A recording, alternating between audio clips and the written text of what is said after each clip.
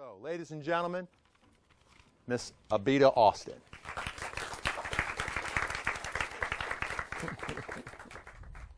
everybody doing today? Okay, so we're going to be talking about digital tools. And as Andre Taylor pointed out, our lives are, almost completely influenced by digital technology from the time that we wake up, right, to the time that we go to sleep. And in this digital age, if you're a blogger, a musician, an author, an expert, an entrepreneur, you have to be creating content, value-rich content, consistently in order to effectively communicate with your audience. But nowadays, with this influx of this ocean of information, because we're not only in a digital age, we're in an information age, your content really has to stand out and command attention. Okay? So my focus is on audio, and as Kerry has pointed out, I work with a range of clients, from recording artists to motivational speakers to health experts to small business owners to business coaches like Andre Taylor. And what all of these categories and all of these clients use is compelling audio to effectively communicate with their audiences. So today what I want to talk to you about specifically are the digital tools of podcasts and audiobooks and how we can use them creatively to communicate effectively with our audience. Okay, so how many, just want to take a little poll here. How many bloggers do we have in the room? I know okay, one? Just one? 1, 2, 3, okay. About 5, 6. How many musicians? We have, what do you play? What instrument? I play guitar, keyboard, and saxophone. Okay, wow. Authors? Oh, blogger and an author. Author all around. Experts. Many experts. Aspiring experts. Okay, so, and what's your level, what's your expertise that you wish to focus on? Animation. Okay, fabulous. Okay, so as we can see, a lot of people are creating content. So in order to effectively, communicate to your audience, you're going to have to really get into the zone of creativity, since that's your business. Now it's to create content. So you're going to want to get into the zone of creativity and really, get into the flow of creativity. And I'm going to give you 5 ideas, 5 tips that would help you do that. Okay? So the first thing is something pretty simple, but it's reading daily, right? So it was the poet Joseph Addison who said, reading is to the mind what exercise is to the body. So you're going to want to set aside each day time to read and study topics that are in your field, right, that uplift you and keep you really motivated on your path to your desired goal. Developing a daily reading regimen, it really increases your knowledge bank and deepens your level of expertise. So you're going to want to read daily. The next thing you're going to want to think about doing is experiencing a new art form. Okay, so do we have any music entrepreneurs in the building? There you go, music entrepreneur, and I'll raise my hand to that one too. Creative entrepreneurs. If you're a music entrepreneur, if you're a music entrepreneur and you specialize in hip hop or you specialize in rock, and you've never listened to country music, step outside the box and download a Keith Urban record or download a Dixie Chicks album, right? If you are a motivational speaker, you've never been to the Metropolitan Museum of Art or you've never been to the MoMA, make it your priority to go. It's very important that we step outside of our boxes and really experience diverse artistic approaches that are different from ours. And then we can take those various artistic forms and infuse them into our own creations. Okay, so the next tip that I have for you is find a mentor, right? So how many of us have mentors in the room here today? 1, 2, 3. It's too little, guys. Mentors really transform your life. So you're going to want to find a mentor, right? Find somebody who's in your field, who's a teacher, who really inspires you. Fabulous. So do I. Good for you. Excuse me? I mean, she's sort of like my social work student, worker who I meet once a week. Right. So he has a mentor. Find a mentor, right? So we want to find a mentor, somebody who really inspires us to create on a higher level. It's great to have successful guys in our lives that really support us. and really nurture our growth and our creativity. And it reminds us of our innate, unlimited potential. I'd be a good mentor for someone. I know. A lot of enthusiasm. What's your name, sir? What's your name? Evan. Evan. Nice to meet you, Evan. I'm Abhita. Okay, so the next tip that I want to give is change your environment. So if you usually create in your bedroom, or you usually create in your dorm room, or you're creating at your friend's house, or you're usually creating in your office, switch rooms, and see what type of creative sparks fly. So if, that's not possible, try going outside. If you're not the outdoorsy type and you can't switch rooms, then you might want to alter the space that you have. So you might want to paint the room. If you can't paint the room, burn your favorite incense. Start burning incense. If you can't do that, invest in some scented candles, some tea-light candles. Dim the lights a little bit. Don't paint the room pink. Some people love pink. So you're going to want to, make sure that your physical space, the space that you create in, really inspires you. And that's very important. Make sure that it inspires you. Okay, the other tip that I have is share your art with someone new. Okay, once again, step outside of your box. Share your art with somebody new. As creative people, and I can speak for myself, sometimes we get a little too self-conscious, right? A little too self-conscious about our artwork. And, you're going to want to try to develop a level of objectivity where you can step back and, listen to what other people have to say about your work. And, it's up to you at the end of the day whether or not you want to incorporate their critiques or their, suggestions or criticisms into your material.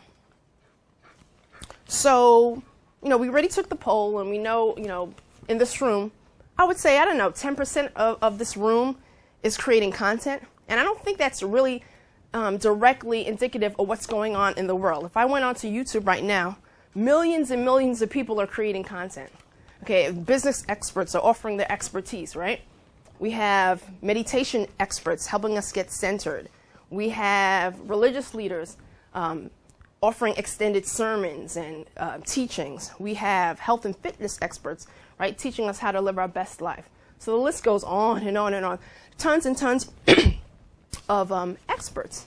And what's great about Audio for Experts is that it provides experts the opportunity to convey their message in their own unique way, right? It allows you to speak directly to your audience in your own unique style. You can emphasize and dramatize each word in your own way. It almost, another thing that it does, it expands your reach. So it's almost like it's defying the laws of gravity. It's duplicating you, you're cloning yourself, and being able to, extend your reach and extend yourself throughout the population. Being in many places at one time, right? So it allows you to conveniently speak directly to your audience, right?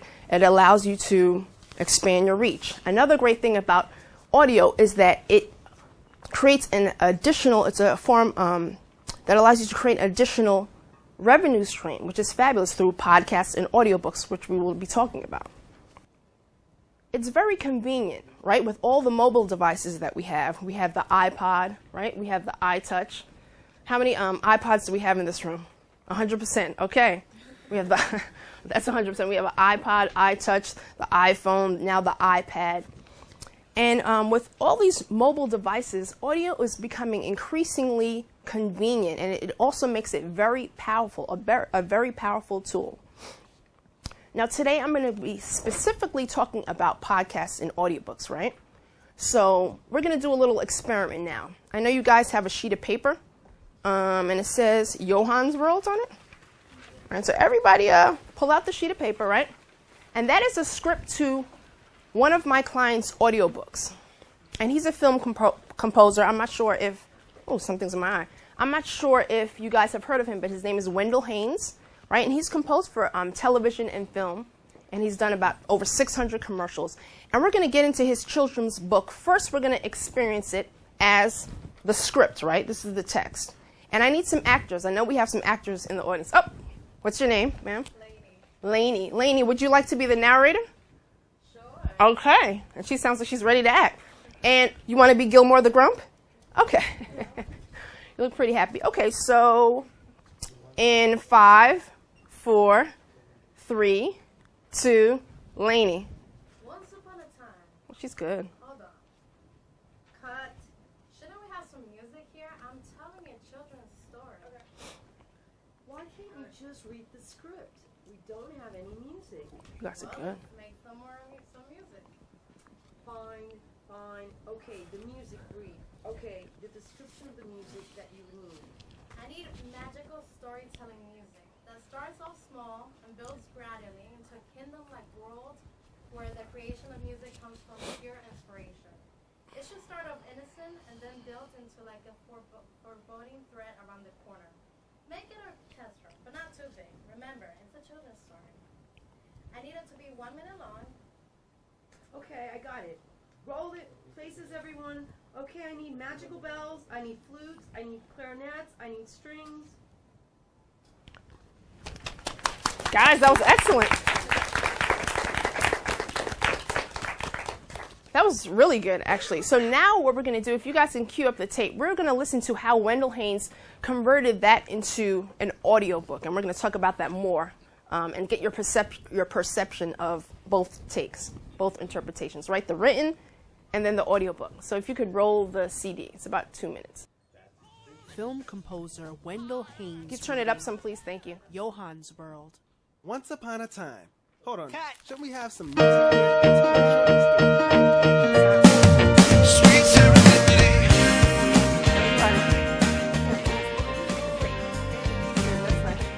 Yeah. I need magical No, it's just storytelling. the CD. I think you're playing that the starts iPod. off small and builds gradually Yeah. into a If you could just turn kingdom-like that up, world and we'll be where great. The creation of music comes from You know, turn pure it up and- inspiration. Okay. It should start off innocent and then build into like a foreboding threat around the corner. Make it orchestral, but not too big. Remember, it's a children's story. I need it to be 1 minute long. Okay, I got it. Roll it. Places everyone. Okay, I need magical bells. I need flutes. I need clarinets. I need strings. Once upon a time, there was a little 12-year-old boy named Johann.